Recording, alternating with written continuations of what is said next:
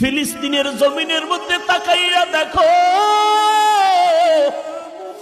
মায়ের সামনে সন্তানকে জবাই করা হয়, সন্তানের সামনে মাকে হত্যা করা হয়। রে যুবক, পানি পানি বলে চিৎকার দেয়, পানি নাই, চিকিৎসা নাই, কোনো খানার আয়োজন নাই।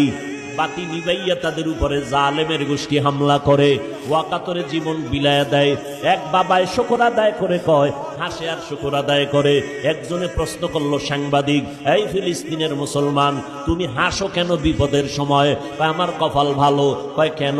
কয় আমার কয়েকটা সন্তান শহীদ হয়ে গেছি, জান্নাতে চলে গেছি, আমিও আশায় আছি শাহাদাতের দরজা দিয়া বিনা হিসাবে জান্নাতে যাব।